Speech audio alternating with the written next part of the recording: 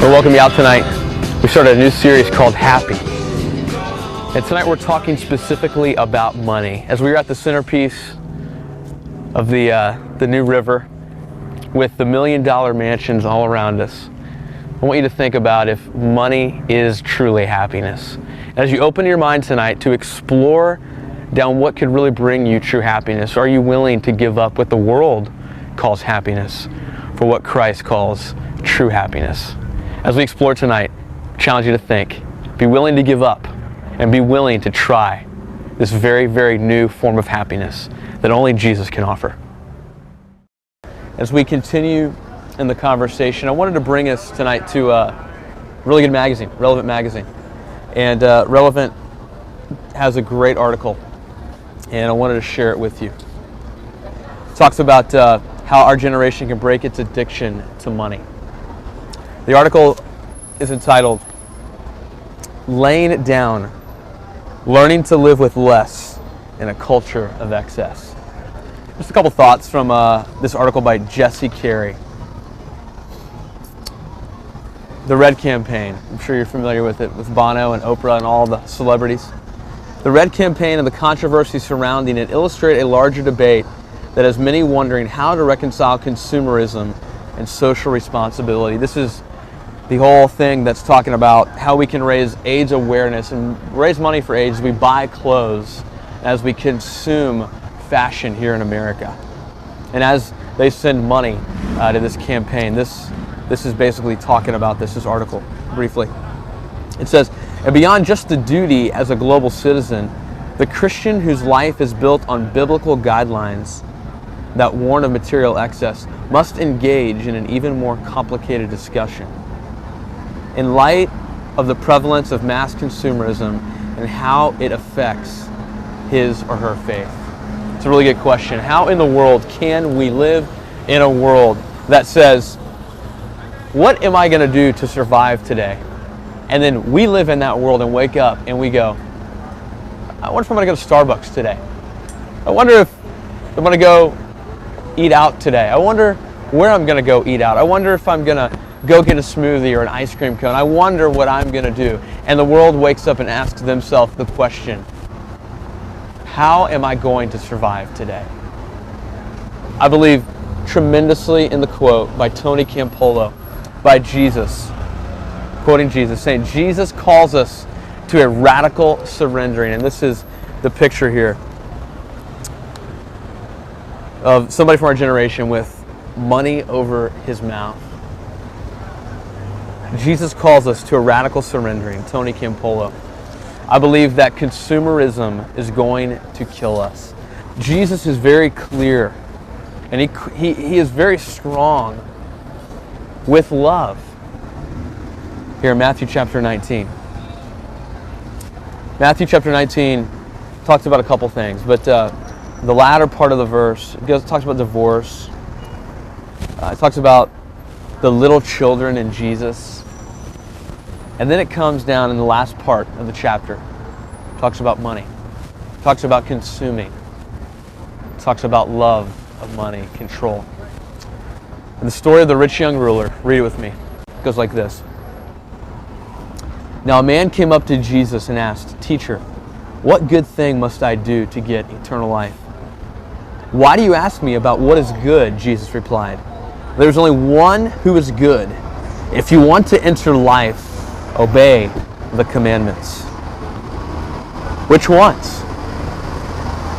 The man inquired. Which ones?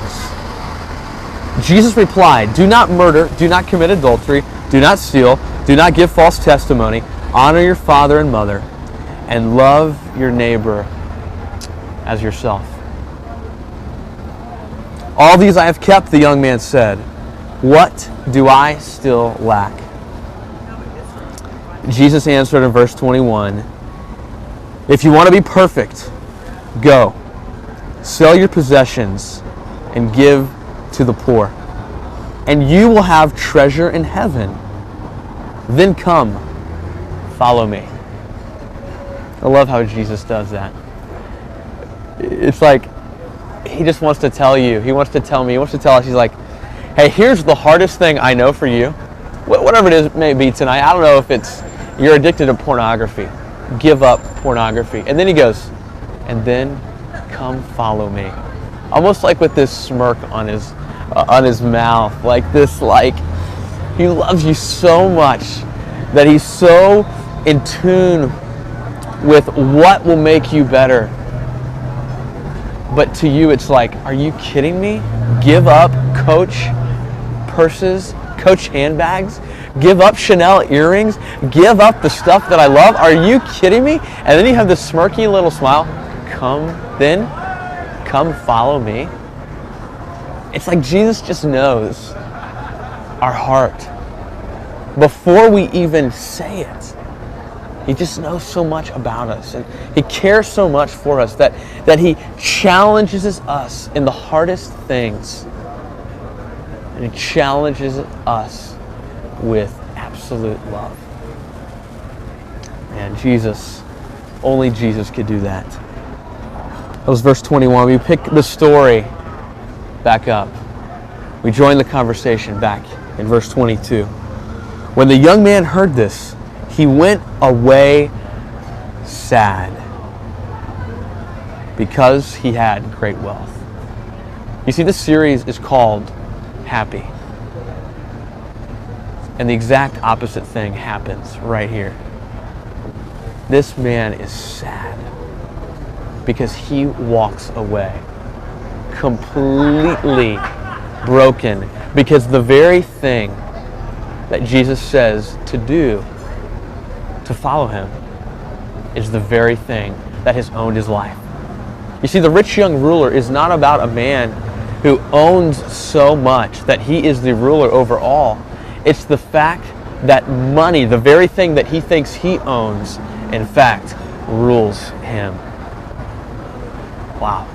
You see the change? How we think, if I just get that car right there, like if I just go to that store and if I just buy what's in that store, if I look like her, if I could have a wife like that, or if I could have a guy as hot as that, or man, I want to own a business one day like this on Los Olas Boulevard.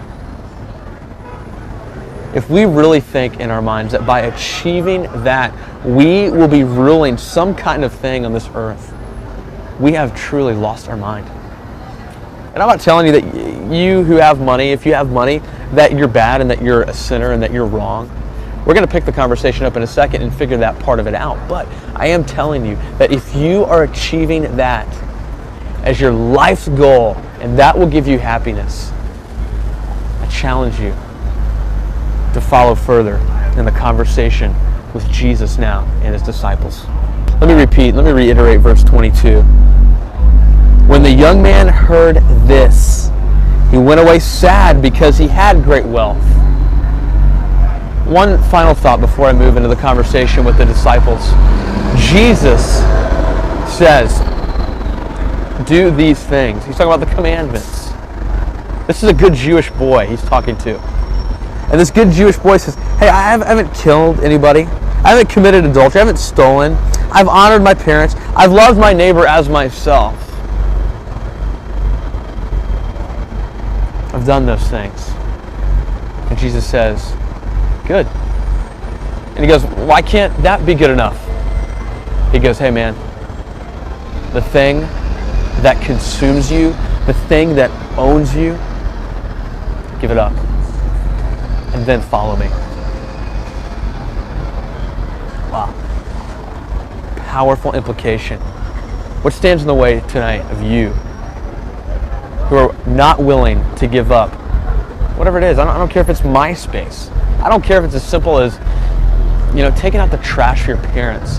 What are you unwilling to give up? An attitude, an ideal that you think brings happiness?